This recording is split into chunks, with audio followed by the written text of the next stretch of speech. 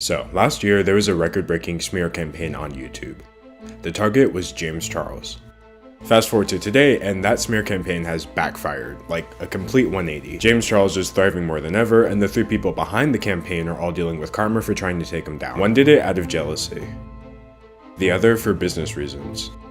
But this video is about the one that did it to teach him a lesson, and how that lesson wound up changing the course of not just YouTube, but her entire life.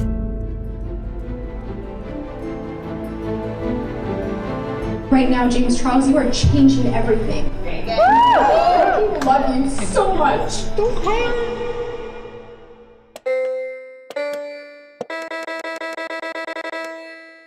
Hi and welcome back to me talking about whatever I want. Today I want to talk about Tati Westbrook. But first I want to talk about this new YouTube setup. The quality, the depth of field, the organization and color coordination. It's been a while, but I've been working on all kinds of stuff while I was gone. This new setup, I bought a new camera lens, I posted a new video on my bonus channel, it's about K-pop. I worked on new episodes of my weekly podcast that I haven't updated in 8 weeks. Oops. I actually appeared on someone else's podcast before I uploaded the second episode of my own, and I'm designing new merch that's going to be released very soon. The links to all of that stuff will be down in the description below. Let's see, what else did I do? Oh yeah, I passed 1 million subscribers. Thank you so much for all of the support. I literally couldn't have done it without all 1 million of you, and this is actually getting really heavy. I'm gonna go ahead and put this down. Okay, yeah, that was an arm workout that I did not ask for. The support, of course, is coming from my last 2 videos, which are the first 2 in a 3-part series that I'm making about Dramageddon, also known as that beauty community drama that you keep hearing about with, yeah, it's a lot. The first video was about Jeffree Star, everyone's favorite habitual liar. The second video was about Shane Dawson, the world's most disingenuous empath, which is probably the nicest way I can word that without getting demonetized. And this video is about Tati Westbrook, who is nowhere near as bad as either of them, but in my opinion, even more interesting. Now, Tati Westbrook was the most public part of this whole Dramageddon thing, with her video Bye Sister getting 50 million views last year, before she removed it, because it was a James Charles hit piece. We're basically just gonna look at how this whole thing wound up getting wrapped up. But first we're gonna look at this ad read, because I didn't make any money on my last video and it got 10 million views, so I kind of need to. Today's video is sponsored by Mischief. Basically, Mischief creates and drops stuff. Like, a lot of stuff. A lot of really weird stuff. And if you're into my channel, you're probably a fellow connoisseur of really weird stuff. Behold, the Jesus shoes. Mischief created and dropped $1,400 sneakers filled with holy water from the River Jordan. Yes, really. They don't work, said a guy drowning. Mischief doesn't just create and drop quirky luxury items though. They also have plenty of free digital drops, like their font, Times Newer Roman, which is 5 to 10% wider than Times New Roman. It really adds up when you're writing a paper. Mischief drops either go super viral or sell in minutes, but they also have plenty of secret drops, like Mischief Mag, a quarterly magazine about, well, causing mischief online. Mischief drops something new every 2 weeks, and out of the over 25 they've had so far, no 2 drops have ever been the same. They never repeat or restock, so you need to download the Mischief app so you never miss a drop and get access to the secret drops. It also has a chat feature, so go tell them they look great today. Get the Mischief app for free in the link in my description today, or go to mischief.com/D'Angelo. That's mschf.com/D'Angelo, or search MSCHF on the App Store. Now let's get back to the video. So this video I'm doing is going to be in like 3 main parts. In the first part, we're going to look at Tati Westbrook's apology video and the timeline and events that she's talking about in that video, and how annoying it is. Then in the second part, I'm going to do like a deep dive into that video that she's apologizing for, her 2019 James Charles hit piece. I'm going to look at the effect that video had on her, James Charles, us, YouTube as a platform. This thing set records, it changed the way we interact with YouTube drama, and YouTube itself, the company, got involved in a really unprecedented way, so that's interesting. And then in the last part of this video, I just kind of want to wrap up this whole series, since this is the final part of a 3-part series. A couple things have happened since my first 2 videos. A couple of interesting responses from certain people. Now, without further ado, allow me to present the Tati Westbrook video. So my subscribers showed up for me.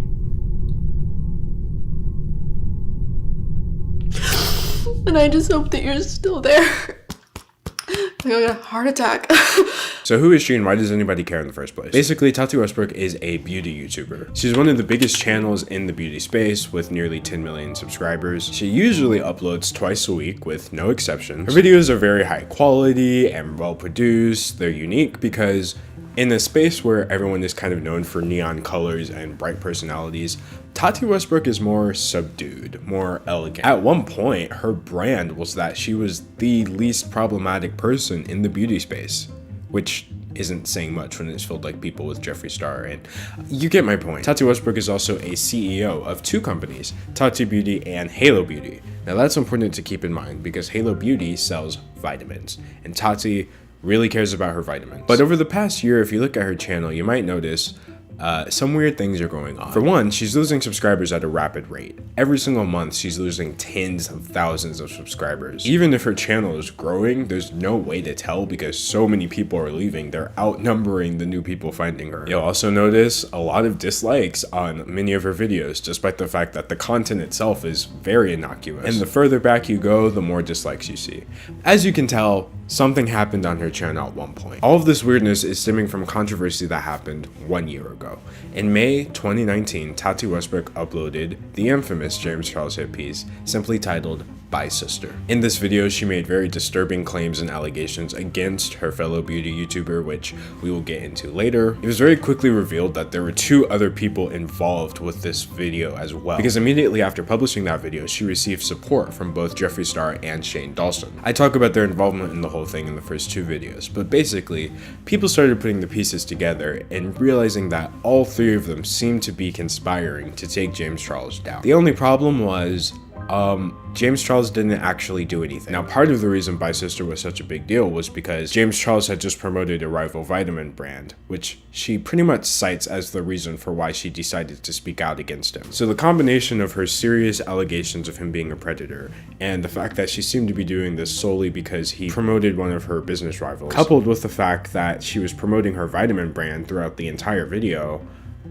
it turned out to not really be a good look for her in the end. And then once it came out that the claims of him being a predator weren't even true, yeah, she pretty much lost all of the support she got from that situation. After people realized that the video was completely unfounded, Tati started to lose favor. Because Tati was technically the only one who had put out a video, even though Jeffree Star had claimed that he was going to as a follow-up to hers, they let Tati take the fall for the entire situation. Both Shane and Jeffree distanced themselves from her publicly. Jeffree Star went on a podcast and very directly put all of the blame for the situation on Tati Westbrook. Because everyone wants to make me you ruined James Charles' career. No, Tati did and uploaded a 40-minute video about him, and she should have never uploaded that. But she did. And for some reason, James thinks that me and Shane tried to ruin his life and orchestrated the whole thing. Like we fucking care. Now, accusing Tati for being the sole one for trying to ruin his life was completely unfair, since Jeffree Star was the main one calling James a danger to society. Now, 1 week after Jeffree Star blamed her so publicly, Tati stopped uploading. 2 months after she announced her break on Twitter, Tati was still missing in action, but that's when Shane Dawson came forward and blamed her as well. This was all in his infamous "Welcome to the Circus" statement, which would be all too familiar if you happen to see part 2 of the series. Did I tell her to make a video? No. Did I have any involvement in the video? No. Did I orchestrate it? No. To be clear, this was also quite an unfair thing to do to her because Shane Dawson was also supporting her very publicly after the Bye Sister video, therefore lending credibility to her. So because they both distanced themselves from her like that, Tati's reputation was in shambles and people were solely pinning the blame on her for the entire Bye Sister situation.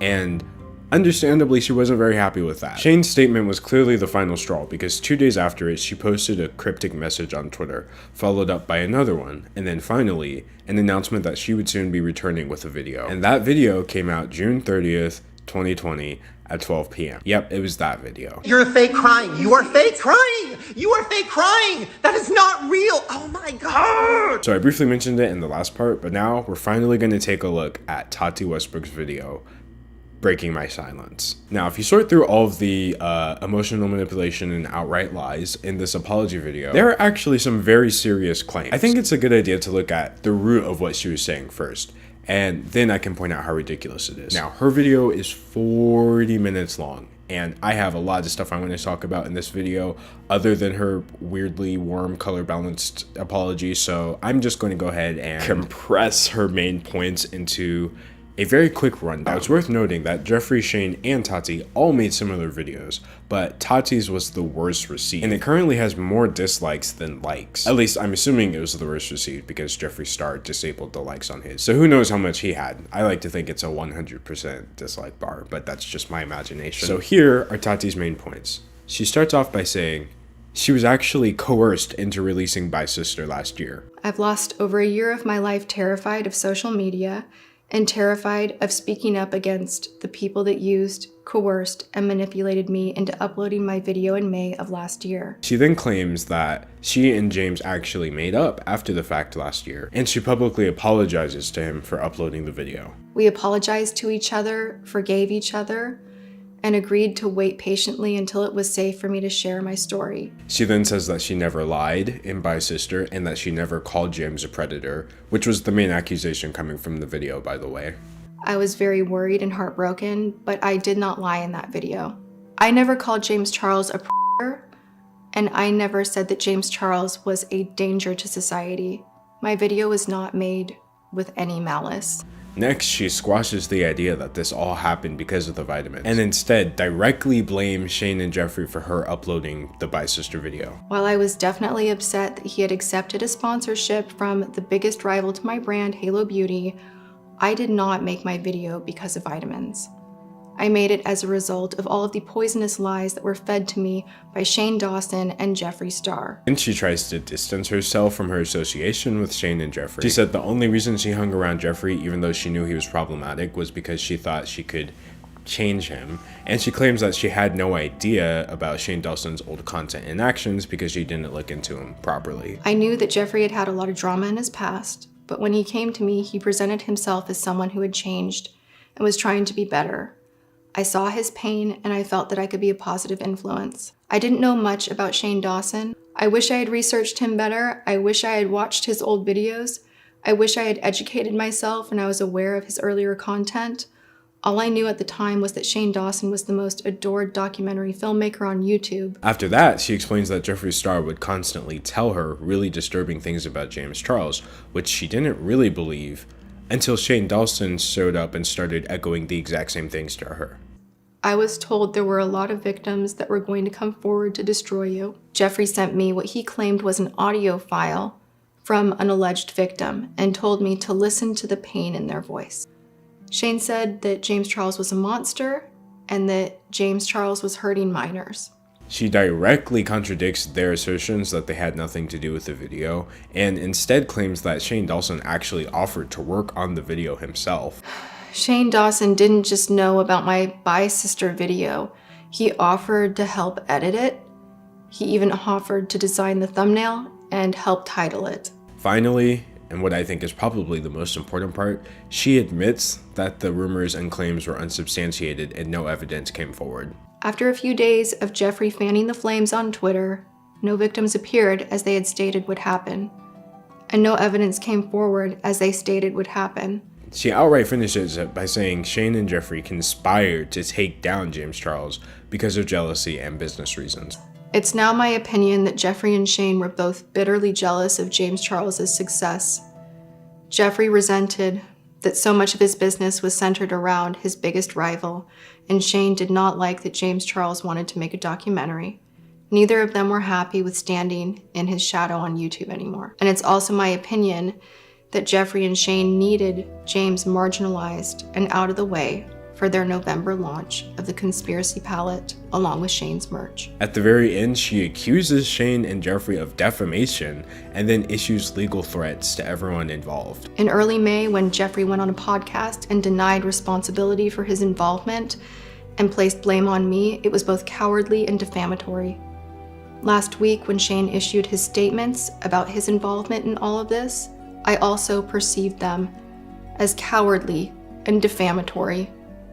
As for everyone else involved that did anything underhanded or defamatory over the last year, I am still well within the statute of limitations for bringing a civil action to seek recovery for my damages. And that was pretty much the video. Thank you for listening, and I hope this clears up enough for you to feel like you can forgive me. So basically, it's a catch-22 of taking no accountability for your actions whatsoever. Jeffree blames Tati, Shane says he has nothing to do with it, and then Tati blames both Shane and Jeffree. Now, I've already talked about how I feel about Shane and Jeffree trying to pin the blame on her in the previous episodes, but now I want to talk about how Tati Westbrook was pretty much lying throughout this entire apology through her teeth. So, Tati's assertion that she was coerced into uploading the Bye Sister video sounds like something that could be true, especially when you take into account Jeffree Star's history with blackmailing people and manipulating them. But Tati here is banking on the fact that you probably haven't seen Bye Sister in a while,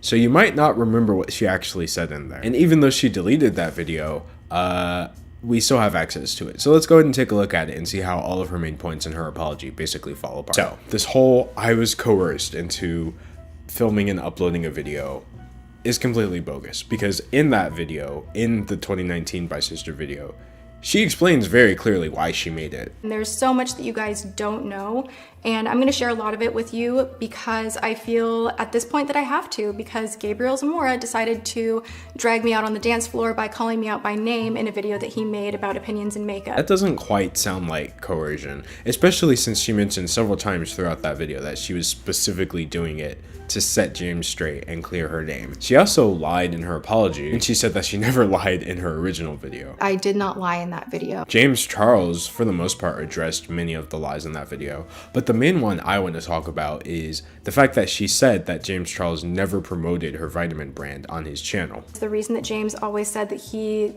couldn't promote Halo on his channel and really do like, you know, heavy endorsement was because he has a teenage audience and it would just be inappropriate. My best friend Tati, she's launching something new on Halo Beauty. Super proud of her. By the time this video is out, it'll already be up, so go check it out. Promo for Tati, love you the most. Two of the following statements are real claims made by the original Halo Beauty Booster supplement. Oh! Which are the real ones? Can I just say I love you guys for putting a Halo question in there. I just received my package from Halo Beauty. This is Tati's brand new brand. I did not tell Tati that I was buying these, but I did pay for these myself because I just wanted to support her, and I'm so happy. I know she's getting a lot of backlash on this, which is making me so mad because I know she's worked so hard on these. That's just observably untrue. And the video is filled with all kinds of half-truths like that she uses to make James look like the worst person ever. Now, this part to me in her apology was weird when she claims she never called James a predator. I never called James Charles a predator, and I never said that James Charles was a danger to society. Yeah, I guess she didn't, but at the same time, she literally said this.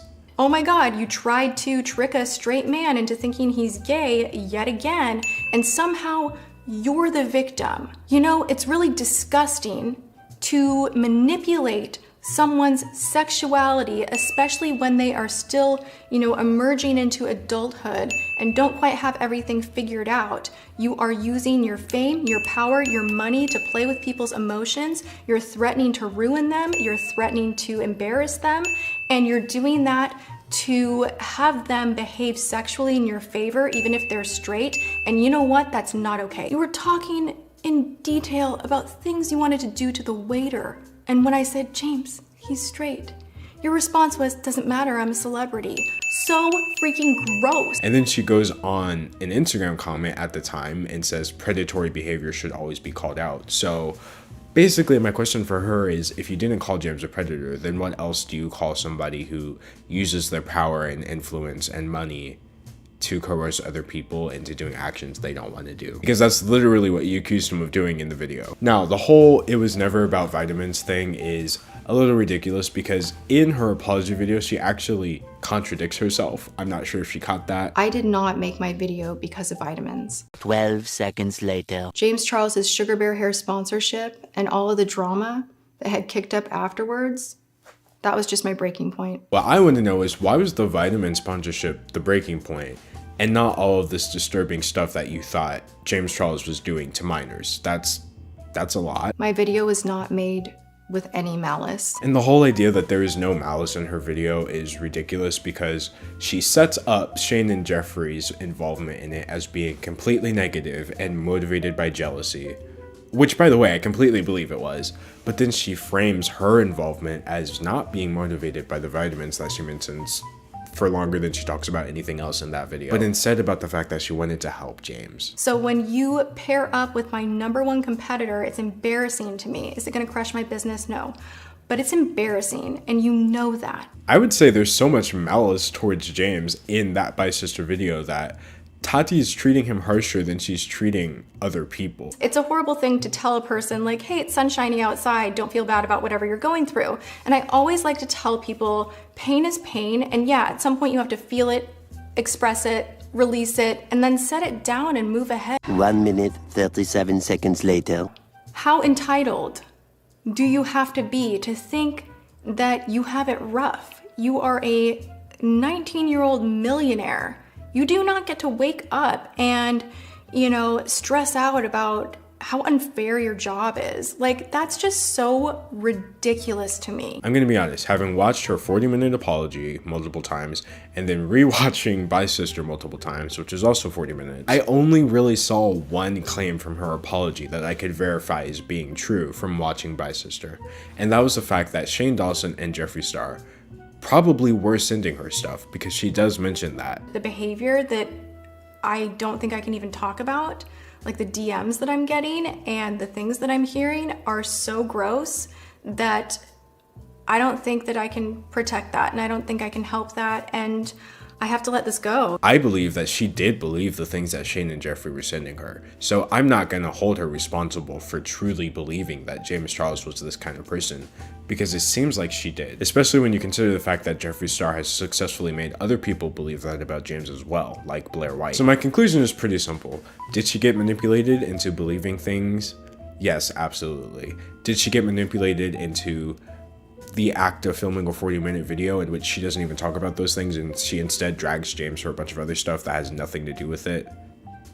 No, how could you possibly get manipulated into doing that? That was a choice. And I find the fact that she can't take some accountability for it to be kind of pathetic. Now, before we go forward with this video, I want to give a rundown of exactly what happened in 2019, right after Tati uploaded Bye Sister. And instead of going with Tati's teary-eyed version of events, let's take a look at what actually went down. So, Tati's video was initially taken as the gospel true, despite there being no evidence. If you look at it, you can see the like to dislike ratio was surprisingly good for it to have 50 million views at the time. Just hours after she put that video out and people didn't really know whether it was true or not, James Charles released an apology in which he didn't contradict anything she said. It honestly made him look super guilty, and it was pretty bad. This was exacerbated when shortly thereafter, Jeffree Star started posting on Twitter that everything Tati Westbrook said was true, and that he has even more scathing evidence that James Charles is a danger to society. James Charles went radio silent, and then Tati Westbrook posted a video called Why I Did It. In this video, she stood by all of her points, but she kind of plays this saint-like role in which she claims she doesn't want there to be any hate sent towards James. I do really want the hate to stop. So she's pretty much having her cake and eating it here too, because she started a massive hate wave against James by claiming that he's done extremely serious things that should be criticized. And now she's also seeming like the bigger person for discouraging everyone from sending him hate. So in retrospect, I have to give her props. That was actually kind of well thought out. At this point, James Charles was losing everything. He lost 1 million subscribers that first day. It was so ridiculous that people were having James Charles' subscriber count watch parties, where they were just live streaming his count going down, down, and down. And this was back when they used to show the whole subscriber count, not just the abbreviated version. These watch parties were so huge that the biggest one I was able to find had 32 million views. His public support was dropping as well, which exacerbated the sub loss. He got unfollowed by his traditional celebrity mutuals like Miley Cyrus, the Kardashians, Ariana Grande. The mainstream media was covering James Charles left and right, which in retrospect is ridiculous because all that happened was that someone made a YouTube video about him. I'm not just talking about entertainment-focused publications like Cosmo or Entertainment Tonight. I mean international mainstream media like the BBC, NBC, CNN, etc. But just when it kind of seemed like everything was one and done for James Charles, he pulled the biggest Uno reverse card in the history of YouTube. 10 days after Tati's scathing video, James Charles drops a much more scathing video called No More Lies. In this video, he offers a systematic rebuttal to pretty much every single one of Tati's points, but unlike her, he actually has screenshots. And yeah, it wasn't looking good for Tati. So once the world realized how ridiculous we were being for just believing this vitamin lady solely because her video was very professionally presented, yeah, we kind of stopped doing that. Public perception swung back in James's favor, and people waited to see if Tati Westbrook had anything to say about it. And she didn't. She vaguely claimed that James Charles was spreading half-truths, but somehow couldn't point out to a single one. So yeah, her reputation was pretty much done. In the long run, there was a temporary net loss for James because he was at 16 million. He dropped down to 13 million, but then he shot back up to 15 million after he defended himself. And by now, he's way past all those numbers. Meanwhile, Tati Westbrook is bleeding subscribers, along with Jeffree Star and Shane Dawson. Tati privated the video and then never spoke about it again, until her apology when she claims it was all manipulation and she wasn't really trying to be mean. So yeah, as you can see, the real version of events is a little bit different than what was presented in her apology, so that's very interesting. At no point did Tati Westbrook actually take accountability for lying and trying to manipulate people into believing that James Charles was a predator. And until she does that, I'm not quite sure how much I can respect her as a content creator. Not like it matters, because she still has like 10 million subscribers, even with all the ones she's lost. So before part 2, the last thing I want to do with Tati Westbrook's apology video is look at the emotional manipulation, because oh my gosh, wow, what is happening? There is literally so much emotional manipulation in that apology video. To begin with, she literally opens the video by crying. I just want to tell you that I missed you guys.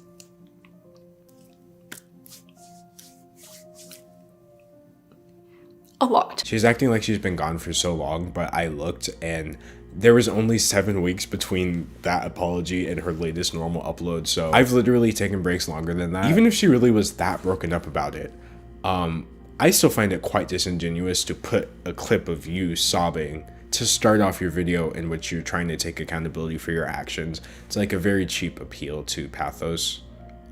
Logos? Is it pathos or logos? I don't know. I haven't been to college in a long time, okay? I also found it manipulative how she gave an excuse for not showing any evidence in this 40-minute video again. Now, I will say, the first reason she gave, which was legal reasons, I completely understand. I don't think there's anything wrong with what she said here. I'm sorry I was unable to provide you with receipts that I'm sure you want. I've told you everything that I can right now. The remainder will be handled privately, or at a time that I choose to speak publicly on it again. Then she goes with the whole, there are bigger problems route. Our world seems to be falling apart all around us, so the last thing you need me to do is fuel more hate by releasing my receipts and voice memos. This is manipulative because it shifts the blame onto the people asking for proof. Now, we seem like bad people for daring to ask for some screenshots when there are bigger issues in the world. But that's ridiculous because there are always bigger issues than any issue. There are bigger issues than the bigger issues. We can focus on more than one thing at a time. Even when she directly apologizes to James, she still makes excuses for her actions by claiming she is apologizing for allowing herself to be manipulated. James, I am so sorry that I allowed myself to be poisoned and weaponized against you. I'm sorry that I bought into any of their lies. Believing those lies and allowing myself to be gaslit into making that video is one of the biggest regrets of my life. There's nothing necessarily wrong with allowing yourself to be manipulated. That just means you're a victim. So she's apologizing for being a victim. And I'm sorry that she's a victim of manipulation too. That probably is the worst feeling ever. But if you can't apologize for your actions, then why are you apologizing at all? James, I apologize for uploading that video. I should have known better than to fall for their lies and manipulation, but in the end, I failed. And instead, I allowed Shane and Jeffree to put a wedge between our friendship. I also find it weird how she frames herself as a victim and kind of a Jesus figure when it comes to her and Jeffree's friendship. My intentions with Jeffree were good, but I was a fool for thinking that I could ever help him become a better person. Wanting to help someone become a better person is a pretty noble reason for sticking around them, but it doesn't explain why you're publicly hyping them up and using your platform to associate with a known racist. I mean, Jeffree's makeup is literally in the background of her Bye Sister video. For some twisted sense of civic duty, I thought it was my responsibility to stay in Jeffree's life and try to help him become a better person. Her argument is basically, I'm such a good person that I had to stick around this terrible person. I even tried to get him involved with my favorite charity. Her main takeaway, or I guess her main lesson that she learned, is not to allow yourself to be manipulated. But what does that have to do with her actions once again? I appeal you to please take something from my hard lesson learned and Be careful who you let influence your decisions. What you see in the media online and what you hear from friends is not always the truth. Do not allow yourself to be manipulated into doing harm in the name of justice. In fact, even the manipulation excuse gets a bit flimsy when she reveals a little too much. She says that she chose to upload that video even though she suspected that it might make James Charles hurt himself. The night before posting my video, Bye Sister, I texted Shane sharing my concerns for James Charles, that he was out of the country on the high floor of a hotel and I was afraid for him hurting himself. Shane texted me back and said that I should not be nervous about the 50th floor, that James Charles was a narcissist and that he would never do that. You know, going forward with something that you think might cause a friend, former friend, any kind of friend to end their life, just because Shane Dawson said it was okay, does not mean you're not at wrong in that situation. I just think it's a good thing that nothing did happen to anybody involved. I don't want anybody to wind up in the news, but that's really disturbing that she thought that was going to make her seem better somehow. And then I debated talking about my last point in this whole manipulation part, but there's too much crying in that video, okay? I'm sorry, I had to say it. Maybe I didn't.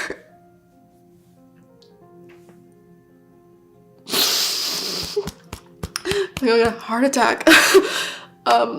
Maybe I sound like I have no empathy right now. It's because I don't. Not for that. Now, let's be clear. I do feel sorry for her crying because she's a victim of manipulation. Like I said, I believe that. I don't think she's lying. I don't even think she's fake crying. I don't feel sorry for her when I see the crying though, because she chose to leave that in the video. And that to me just really comes across as manipulative. Now, if this was an unedited video, just 40 minutes coming straight from the heart, bro, cry as much as you want. You know, just go ham. Cry me a river. As far as I'm concerned, I think everybody should cry for 40 minutes straight, unironically. But this video was edited. It had jump cuts. Cumulatively speaking, Tati and her editors decided to leave nearly 2 minutes of silent, unedited crying in this video. That is ridiculous. I promised my dad I wasn't gonna cry. The whole I promised my dad I wouldn't cry angle is like the biggest feel sorry for me, and sadly it has the opposite effect on me. And I really promised to not cry during this video and I just could not do it. It's been a lot of pain. Ultimately, I find Tati Westbrook's apology video to be a mixed bag. It had everything I hate in an apology video: the excessive crying, the lack of accountability, playing the victim, outright lying, blame shifting. But on the other hand, I truly do believe she was telling the truth about Shane Dawson and Jeffree Star being such vindictive manipulators, and so I'm glad she was able to speak up about that. I just still find it sad that she felt the need to be so vindictive and manipulative in her Bye Sister video and seems completely incapable of taking any sort of responsibility for that. So makes it kind of hard for me to feel sorry for her. I don't know. I don't think there's any getting through to you, and I don't want to be friends with you. I don't want to be associated with you. And I need to say that very publicly so that this chapter can just be closed. All right, so we're here in part 2. You know, I've talked a little bit about the apology video, but now I want to talk about this in a general sense. I have opinions on Tati Westbrook. I have opinions on how everyone reacted to this whole situation. I even have opinions on YouTube because YouTube stepped in, and they don't usually do that. So I'm going to cover all of that in this part. And I want to start by looking at why this James Charles smear campaign was so effective at first before James stood up for himself. Now, it had all the elements of a good smear campaign. There were motivations. Jeffree Star was obviously trying to knock James Charles out of the top spot that James had just taken from Jeffree just a few months prior. And it's pretty safe to say that Bye Sister temporarily did that. Too bad it didn't last. Shane Dawson was literally using that situation for profit by using it to falsely advertise the documentary series commercial for his new makeup collaboration. The new makeup collaboration with Jeffree Star, who would have also benefited from having James Charles in a worse position since James was also in the makeup market. And Tati's motivations were pretty obvious. I think she was just mad. So together they hatched a plot to take James Charles down, and I honestly find the way they did it to be pretty insidious. Framing James Charles as a danger to straight men was very precise and intentional. Tati Westbrook and Jeffree Star both did this. So part of the reason that people didn't really question Tati's original narrative was because she was actually feeding us a much older narrative. She basically paints James Charles the exact same way society used to paint gay men before they were seen as human beings, basically. You see, Ralph was a homosexual, a person who demands an intimate relationship with members of their own sex. Oh my God, you tried to trick a straight man into thinking he's gay yet again, and somehow you're the victim. By now, Jimmy felt a fondness for Ralph, and they continued to go places together. Ralph was generous and took Jimmy many interesting places and did many nice things for him. You are using your fame, your power, your money to play with people's emotions. He bought presents and even gave him money, but payments were expected in return. You see, Jimmy hadn't recognized Ralph's approach soon enough. You know, it's really disgusting to manipulate someone's sexuality, especially when they are still, emerging into adulthood and don't quite have everything figured out. It's literally the same narrative. Rehashing points from Boys Beware in current year is already a pretty disturbing thing to do, but knowingly doing this specifically to get back at somebody because you didn't like what he did about your business is absolutely ridiculous. In a way, I actually don't even have time to get into just how gross that is, but there's a really good video about that by the YouTuber Big Joel, so you can find that and watch it if you want to. Another reason that this smear campaign worked so well and everyone believed it was because Tati set up James to fail with all of his responses. She claims that he was beyond help.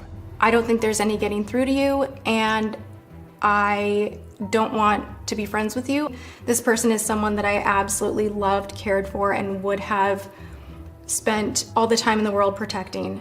But he's just too far gone at this point. And as simple as a statement as that is, that actually made it seem like everything he did from that point on, he was just guilty, trying to make us believe that he was innocent. When in reality, he was literally innocent, just fighting back against rumors that he was guilty. I mean, surely Tati knew that people believe the first thing they hear, especially if the source sounds credible. That's how similar things happened with Slazo or Spoctor. After that, this greedy, unremorseful predator narrative was all it really took for people to start recontextualizing every single thing that James Charles had ever done.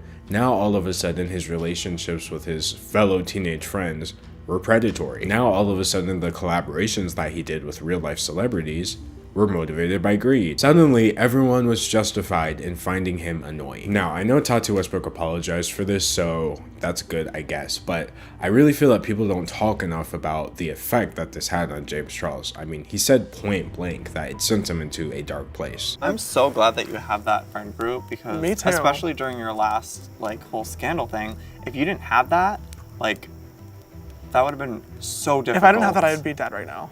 I say that not even being dramatic. I don't think I would have made it through everything that went on without them being with me and making sure that I was okay, and waking up in the middle of the night to check on me every 10 minutes to make sure I didn't literally do something dangerous. And the fact that Tati Westbrook published this video knowing that it had the potential to do that is something I think she should catch a lot more flack for. Anyway, I think the fact that people were so willing to believe Tati at first says a lot about society.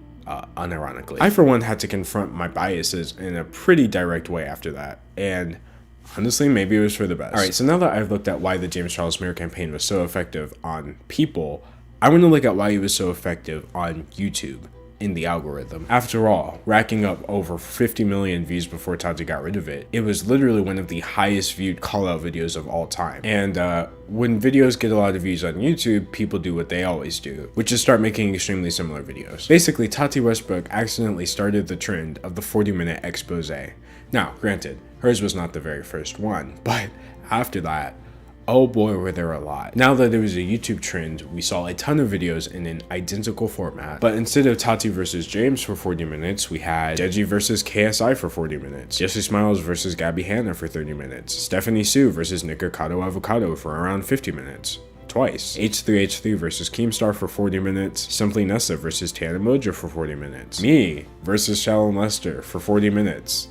Twice. Yeah, it was kind of a lot. Even the thumbnails for these 40-minute expose videos are similar. This format of video got so popular that people started turning it into a meme. Now it's a joke that if you mess up online, someone's gonna make a 40-minute exposed video about you. Last year during his beef with his brother Deji, KSI said on Twitter, "Imagine making a Tati version 2 video and thinking I'm gonna reply. 40-minute exposed videos are the new diss tracks." That's actually funny though, because he literally did reply for over an hour. So when he said 40-minute videos are the new diss tracks, he wasn't just talking about in terms of disrespect. He means that they're literally statistical anomalies in the algorithm. See, a few years before the 40-minute expose was the hot stuff, diss tracks actually were. People like iDubbbz, Rice Gum, and the Paul brothers would call each other out in diss track music videos that would get anywhere from 80 million to 200 million views. As you can see, these videos were just as prevalent as the 40-minute call out. Now, these videos racked up more views than normal videos because they were also music videos, and YouTube promotes music on the site differently than it does normal videos. Usually, content is only promoted to people who watch similar content, but music videos are promoted to everybody. It's really not very likely that all 200 million people knew who Logan Paul was before clicking into this video. All they knew, and all the algorithm knew, was, hey, this is a music video, I like music. Now this trend has slowed down a bit, as these diss tracks have fallen out of favor, obviously, and YouTube makes subtle tweaks to its ever-elusive algorithm, so you can't quite achieve the same level of success. YouTube started pushing people to make content longer than these short-form videos. And then, that's exactly why Tati wound up doing so well. You may have noticed, but YouTube content in general has just kind of gotten longer. Longer videos get more views because people click into it more than once to watch it in parts, and they do better in the algorithm because longer videos mean people are watching it for longer, aka spending more time on your channel, which makes your channel perform better. YouTube wants you to spend more time watching YouTube. See, look, here are the analytics on my bonus channel where I only upload 10-minute videos. As you can see, in total, people have spent 3 million hours watching my content, which equates to about 340 years. A few of my videos there do really well, but for the most part, they just perform at the average you would expect from a channel that size. Now compare that to this channel we're on right now, where I post much longer videos, and as you can see, I have a total of 11 million hours of watch time. That's a whopping 1,200 years. So the potential for views on this channel is much higher than it is on my other channel, and that's why my last 5 videos all have more views than I actually have subscribers. It's part of the reason Shane Dawson was so successful when he came back with his documentary episodes. It's the reason creators who make really good short form content like Gus Johnson still pepper in a really good longer video every now and then. All this to say, Tati Westbrook accidentally cracked the YouTube algorithm, and from a nerd's perspective, I just find that to be incredibly cool. But guess who didn't think it was very cool at all? YouTube themselves. Now, YouTube is a pretty laid back company. They're hands off for the most part, which I appreciate, and I'm not just saying that because they send me a check every month. For the most part, YouTube lets the community take care of itself, so even when creators on the platform do really bad things, usually the backlash is going to come from the community. But after By Sister, YouTube decided to step in. The By Sister controversy was the worst PR fiasco that YouTube had to deal with since Logan Paul wandered into a specific forest that one time. Like I said, it was getting worldwide press coverage. People who didn't even watch YouTube were hearing about James Charles and Tati Westbrook, and that's not really a great introduction to YouTube, now is it? And this was actually different than the Logan Paul video, because interestingly enough, Logan didn't lose any subscribers for that controversy. It's actually something I'm going to touch on in my 2-part series about the Paul brothers. Just kidding. Unlike the Logan Paul fiasco, James Charles was bleeding subscribers, so it had that extra element of watching the numbers go down in real time. Like I said, they were having James Charles subscriber count watch parties and everything. People were celebrating this. Now, even though it got resolved within a matter of days and James Charles bounced back pretty quickly, the damage had been done, and it left YouTube looking for ways to make sure it never happened again. So they disabled the live subscriber count. See, YouTube.com has gone through all kinds of changes in its history. They've added features like the join button or the mini player. They've taken features away, like the annotations or Leafy's channel. But they've never changed the way numbers are displayed, like the views or the subscriber count or the number of comments, in the 15 years that they've existed, until 11 days after By Sister was uploaded. YouTube announced that they were abbreviating the subscriber count, not just on the channel page, but across their entire API. Changing the API meant websites using the API, like live subscriber count websites, could no longer update subscriber by subscriber. Now, everyone's sub count displays in only 3 numbers at a time. So if you have like 1,360,000 subscribers, for example, it's only going to show the first 3 numbers, 136, so you have 1.36 million. And because of that, that means my subscriber count is not going to go up until I have accumulated over 10,000 subscribers. And somebody in the double digits of the millions like James Charles, now he's not going to show any subscriber count gain or loss until he has accumulated 100,000 subscribers. In other words, there's just nothing to watch. Even when people are in the process of losing a ton of subscribers, the count just stays there until the unexpected time when it goes down by 100,000. Now, YouTube of course claimed that they were doing this merely to achieve a consistent look across the website, but that certainly doesn't explain why they had to go and change the API itself. In fact, the live subscriber count is still counted. I can see it in my analytics. So it's not like YouTube stopped counting it, they just stopped sending it out to the other websites. Overall, I think this was kind of a sad update personally, because I still have footage from seeing the rush of getting that one subscriber that pushes you over the edge into a new milestone. But ultimately, I guess it worked out for YouTube because there are no more of these watch parties. And on top of that, the fact that there are no more of these means I think people are unsubscribing less. Shane Dawson's an example of somebody going through a similarly sized controversy. He has lost over 1 million subscribers in a month, but James Charles lost that on the first day. And James didn't even do the most egregious things he was being accused of. So the last major thing that YouTube did as part of their cleanup was asking Tati Westbrook to remove the video. Now, I'm just getting this straight from Tati. She actually claims that YouTube is the one that asked her to take it down because it wasn't a good look. I only privated my video at the request of YouTube because YouTube said it was a bad look for their platform. I, for one, am inclined to believe her because all the other changes they made line up with the time frame that she removed that video. She technically would have removed it just a couple days within the announcement of them changing the subscriber count. I'm unaware of any other cases where YouTube asked a creator to take down a video.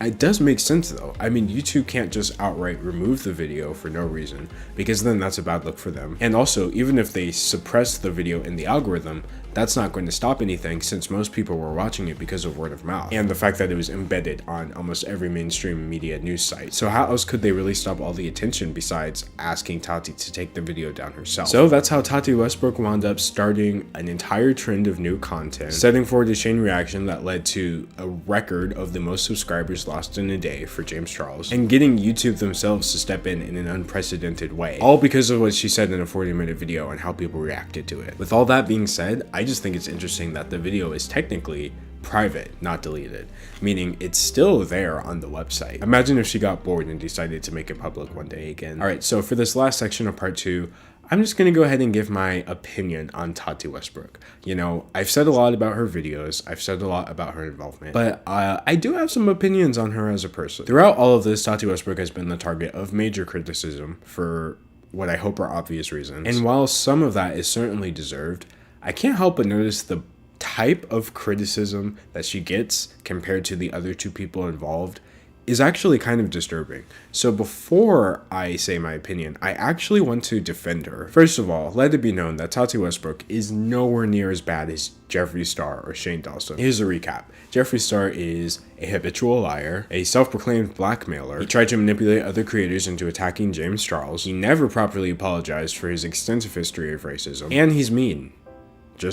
I know that's a weird criticism, but Jeff is a weird man. Shane Dawson, on the other hand, kissed a 12-year-old on the lips, on camera, got freaky with his pets, on camera, uploaded content that was legitimately harmful by spreading misinformation about mental disorders as well as conspiracies, disingenuously joined the beauty community solely to sell a product, and then immediately leaving and calling everyone toxic, even though he was never actually part of it. I mean, he's done more blackface than makeup looks, for crying out loud. And on top of that, he never uses a tripod. But you know, honestly, I think the dog and kid stuff is probably enough to prove my point that Tati Westbrook's not that bad. See, Tati, on the other hand, has done none of the above. As far as I'm concerned, she just did one thing, which was upload that video. And granted, that thing was very disgusting. What she proceeded to do in that video was terrible, but it was one thing. And according to her, the person she was doing it to forgave her. She doesn't have a history of this stuff. I think that's far different than people who have exhibited a pattern of this behavior, like Shane or Jeffree, and then never showed signs of changing or addressing that behavior. Besides that, I noticed that a lot of the legitimate criticism of Tati Westbrook is mixed in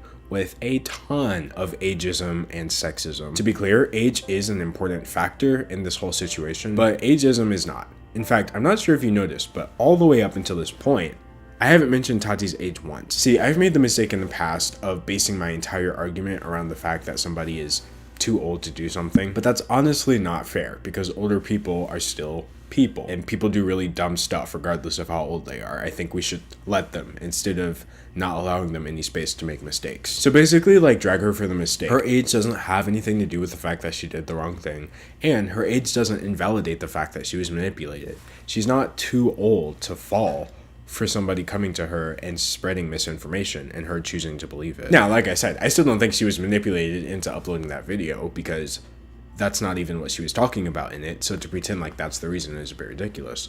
But my point still stands. This idea that she's too old to be manipulated is honestly kind of sad. In addition to people fixating on her age, there's a lot of gendered insults thrown her way. I've seen Tati Westbrook get called the B word, the C word, a hoe, literally. I didn't see anybody calling Shane or Jeffrey that, and gonna be fully honest, it makes more sense in their case. Clearly, there's a double standard going on. The gendered insults were so strong that I feel it would be wrong for me to criticize Tati Westbrook without criticizing the people referring to her and holding her age and gender against her. It was all your fault. It was all your fault. Tati Westbrook, a YouTuber in her 30s. It's so embarrassing looking at this. How old is she? Older than myself. I'm also 32, but in her late 30s. Sorry, I need to stop calling her that. It's rude. But she really, I hate her. Everyone criticizing her for things that she can't control is honestly, I don't know, kind of boring. I also think Tati's character got a bit misjudged because a lot of people think she was faking the crying and the drama and all that. But I think people saying that were unfamiliar with her content. I actually went and looked at some of her older videos and she's just kind of like that. I started out this channel because I wanted to reach women, and I knew I had a story, and I knew I had felt really bad about myself in the past. And any secrets or beauty tips or fashion tips that I learned along the way, I wanted to share. Holy smokes. Okay, I can do this. I'm a really big crybaby, that's why I don't want to stop. I don't believe that she's faking her personality. So basically, my defense of Tati isn't really that she didn't do anything wrong. I'm just saying, if you're gonna drag her, then drag her for what she actually did, not what she can't control. So with that being said, I'm about to drag her for what she actually did. Can someone please tell Tati Westbrook that she is not a Catholic saint? Like, anyone, please tell her that. Tati spent years helping James Charles as he was a teenager, and then the moment he makes somebody else money off of their hair vitamins instead of hers, she drops a 40-minute video in which she makes him out to be some sort of danger to straight men everywhere. Oh, but now she's spiritual. Now the background has warm colors instead of cool colors. Now she's praying for everybody. I've been praying every day over this event. Okay, Tati Westboro Baptist Church, I see the type of person you are. There is a huge power imbalance in what Tati did to James. Like I said, it doesn't matter that she was 37 years old at the time. It matters that she was twice his age, he was a teenager, and he was in a position where she was his mentor. I was always more of a mentor than a friend to James Charles. I was someone he could lean on if he needed advice. To intentionally take advantage of that dynamic and put him in such a terrible position just because you feel a certain way over some vitamins, she should be glad James forgave her, because I know I wouldn't. The fact that her mind went there, like, that's abnormal. And at this point, I just want to hear her verbalize it, like, at least once. Like, say it with me. Character assassination, relying on bigotry, is a really weird reaction to a friend making a mistake. Like, please, just write that on the chalkboard 100 times. Or I'll call your parents. That's how you know I'm not ageist. You're almost 40, I'm still calling your mom. Besides that, she has no credibility or accountability. Like, honestly, imagine reflecting on a situation for a full year and then still not being able to admit why what you did was wrong. It's like, I guess she was self-reflecting, but instead of using a mirror, she was looking at herself in a brick wall. I don't get why all of these people do the exact same thing. Like, there must be something in the water in LA that causes an allergic reaction to accountability. The fact that she can't even admit that this was over vitamins tells me everything I need to know. So many parts of her brand just seem phony now. I mean, even the fact that she's selling us hair and skin vitamins while wearing fake hair and a skin filter, it's weird. I find it strange. Yes, I'm going there. Tati's vitamins aren't going to make me look like Tati because Tati doesn't look like Tati. Now, granted, I'm not discouraging anyone from purchasing her vitamins because I looked into it and they actually seem like a good product. I think she's a good businesswoman. I just also think she'd be looking a little blurry in her videos, you know? In the face.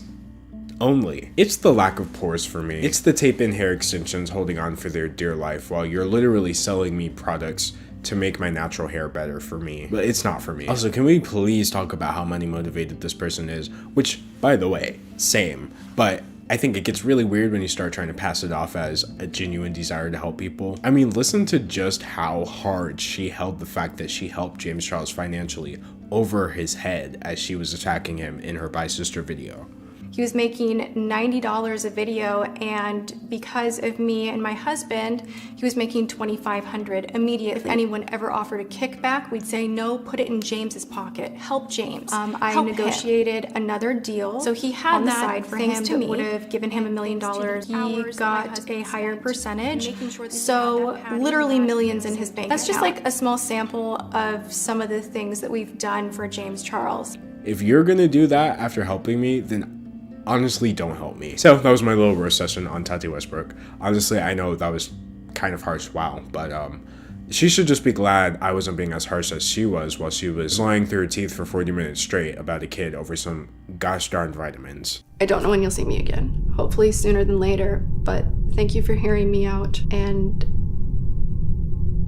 at some point I'll be back.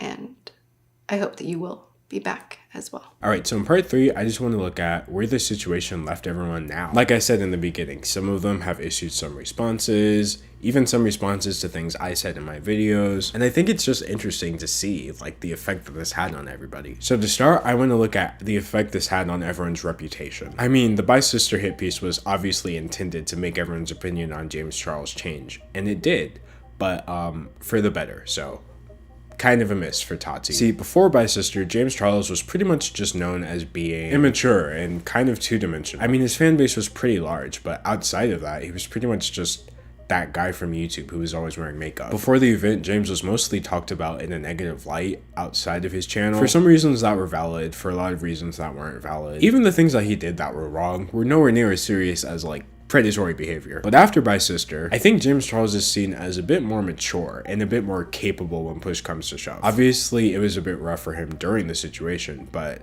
the way he came together with the receipts and issued it so professionally, honestly without insulting Tati Westbrook, and proved to be the more mature person in the situation, I think was kind of surprising. As for Jeffree Star, I would say Bye Sister changed him from being outspoken and powerful to kind of weaselly and conniving. I mean, before the whole scandal, Jeffree Star was still not really considered to be a nice person, but I think he just had a lot of respect from his fans because he spoke up about things he didn't like. He had a powerful reputation too. Anytime someone crossed him, he would kind of insinuate that he had the power to ruin their career. And they often did experience some pretty big consequences. He was like the villain of YouTube, and to some people, that was really cool.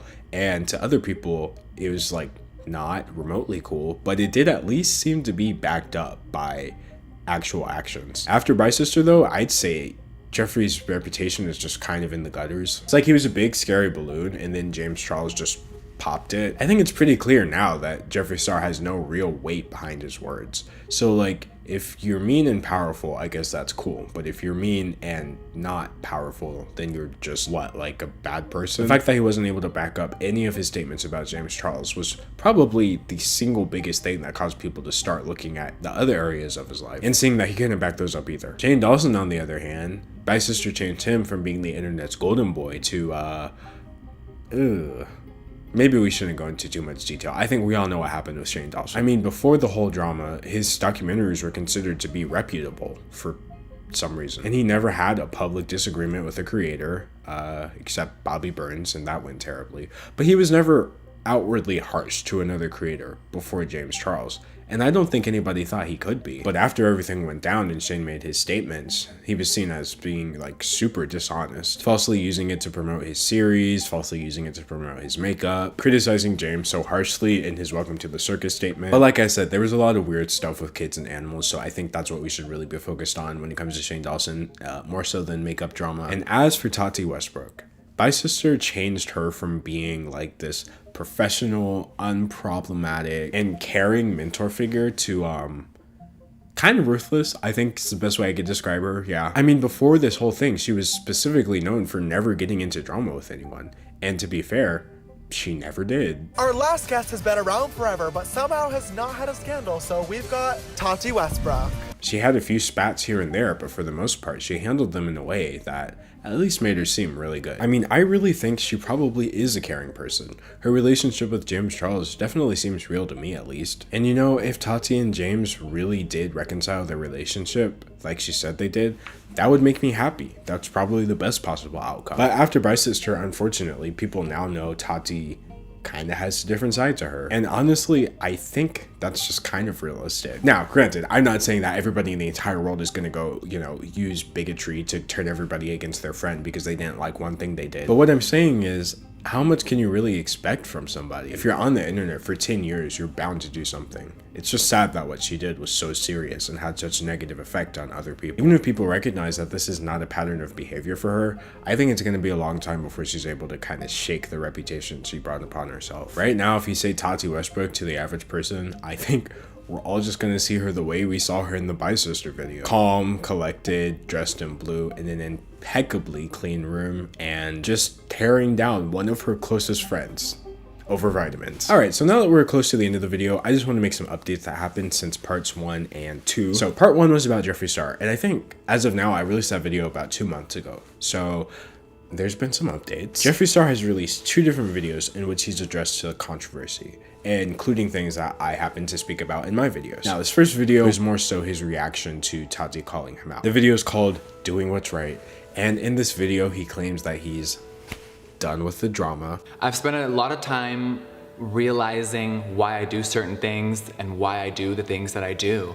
And today, there are no excuses. Today, once again, I will not be exposing anyone. Now, this of course would mark the 3rd time he's claimed this in a matter of just a few years. I do regret sending those tweets. Before fully accusing an individual of doing anything, I need more facts. So moving forward, I want to let you guys know something. I'm done. I am done with the tea, with the drama, and I don't want to be involved in anyone's situations anymore. Fighting with people online and all this bullshit is so unhealthy, and it's something that I'm going to completely stop. I'm not going to feed into it anymore. I am not going to feed the fire of hate with hate. I just think it has to stop. I guess this is becoming an annual thing, so can't wait to see the 2021 version. Maybe his couch will be even uglier. In that video, he also claims that he didn't try to take anyone down, which is observably untrue. I didn't try to take anyone down. I'm not a villain in a movie. This isn't a Netflix series. As there's literally him on the podcast offering to play a voice memo that he claims is incriminating James, so. Is James Charles a danger to society? Is he a predator? If you want, we can pause and I can go in another room and play Banks what I have on my phone, and he can determine if he would have sent the same tweet. Dirt on everyone, and they know to keep their mouths shut. I've never blackmailed anyone in my life. Okay, but this is an update from last time. He actually apologizes verbally to James Charles in this apology video. I would like to personally apologize to James Charles for the words that I've said and for my actions. It would have been great if he hadn't tried to shift the focus off of him and his mistakes and on to victims of injustice, whose names he couldn't even pronounce correctly. Breonna Taylor still has no justice. Elijah McClain has no justice. Now, in Jeffree's second video, since all of this, it's just like a normal video, but I'm gonna be fully honest with y'all, I think he was responding to me. Now, granted, I could be delusional, you know, I've been delusional in the past.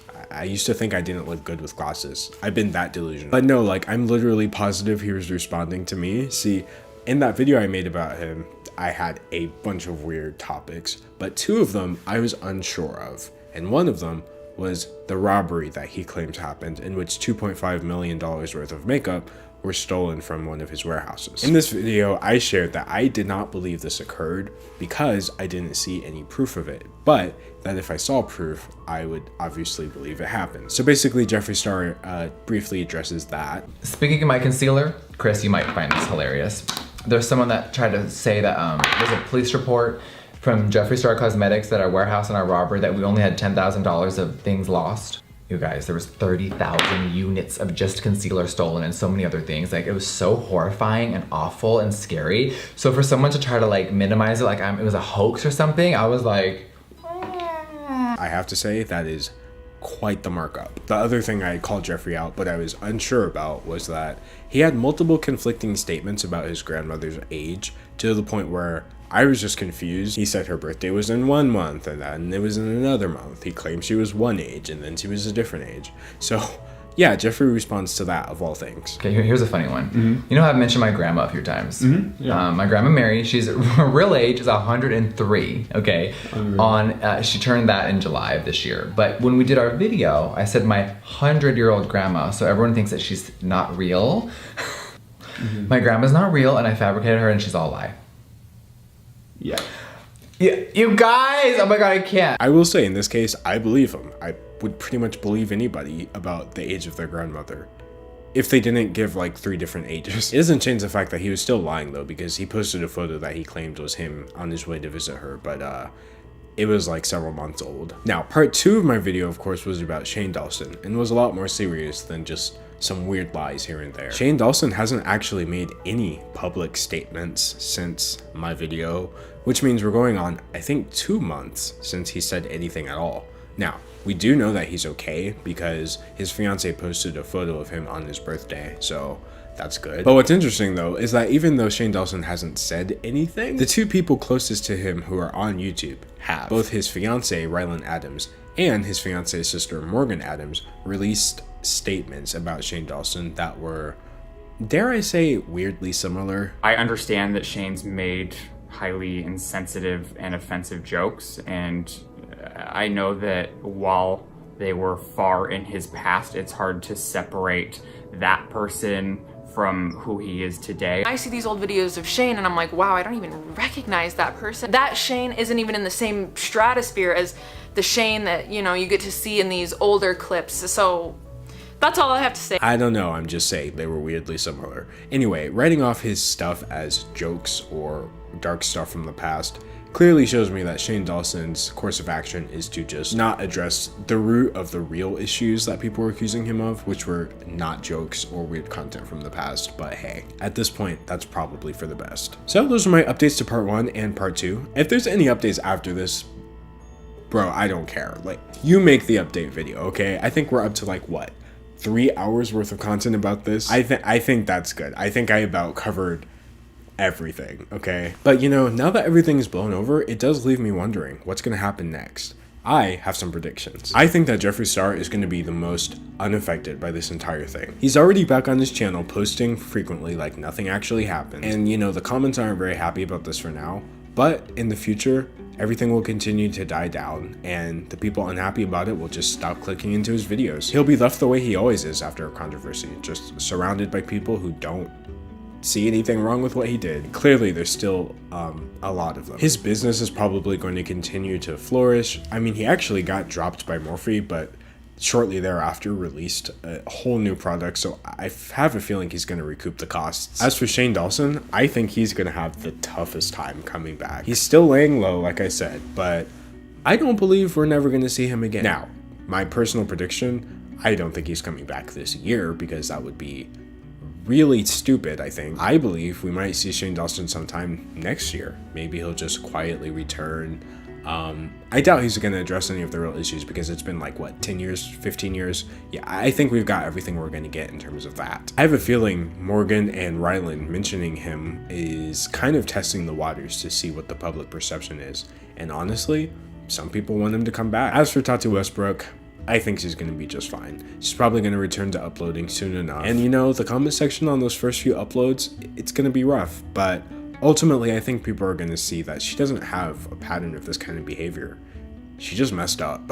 Sometimes you gotta take the L, because you were the L, you know what I mean? None of the 3 of them are ever going to return to normal, but they're going to get closer than people think and way faster than people think. Things die down, people forgive or forget, and I just can't wait to see who's next. I think we need to accept that it's probably going to happen again. See, as complex and weird and interesting as it was, what happened is not at all exclusive to the beauty community. This is just something that happens to communities in general. We've seen it happen in the art community, the ASMR community, the gaming community, even the commentary community. Even in a group of just 3 people, there's going to be different dynamics, therefore different reactions and different versions of different events. And because we're dealing with groups of like millions of people, there's no way this is going to slow down anytime soon. On a base level, I think we're like wired to care about drama. Yes, even people who claim that they don't care about it but made it this far in a video about literal vitamin drama. I mean, drama channels catch a lot of flack, but anytime this kind of stuff hits the mainstream, I noticed that all the drama channels' views get a large uptick, because I think caring about drama just kind of means you care about people, you find them interesting. I mean, getting people to take sides is like the biggest shortcut to a parasocial connection. Think of like Team Edward versus Team the other one from Twilight, or like sports. We want to see people succeed, and by extension we kind of want to see people fail. That's weird, but it's how it be sometimes. And wanting to see people fail is why James Charles lost so many subscribers. It worked so well on YouTube because it works so well outside of YouTube. But you know, we're not the only ones to blame. We're on a platform where this is hardwired to happen again and again and again. I mean, it's like a network. It starts with the biggest creators interacting with each other, and then smaller creators sharing their opinions on that, just creating an infinitely larger number of YouTube comments, and then a narrative starts to form. And then systems in the algorithm come together to string all of these together into a rabbit hole, basically. You're in the Tati Westbrook, James Charles, Shane Dawson, Jeffree Star rabbit hole right now. Like, look in the recommended section. I assure you there's more videos about this topic, even if they're mine. It's the fact that YouTube suggests similar videos together, or the fact that these videos autoplay one after the other. It all just comes together to keep you watching this stuff forever. YouTube has even acknowledged that their systems perpetuate this kind of call-out behavior. The CEO of YouTube herself was confronted with the question. Whole channels are just built now, tearing each other down. So, and it just makes me think, what video. platform do I want to be part of that is promoting a creator hating another creator? I understand, and And YouTube doesn't have the answer. Despite all their best efforts to change the sub count or take down the videos or do whatever they can, it's definitely gonna happen again. So I guess all we can really do is learn from the situation so we can deal with it better next time. And what I've learned is, oh my gosh, you cannot trust anybody on the internet. Like, just none of them apparently. You probably shouldn't even be trusting me. Let's just pretend that everything I said in this video is fake, and you'll probably be better off than believing me at this point. Well, did I say I was attractive? If I said that, that's not fake, clearly, but you know, use common sense.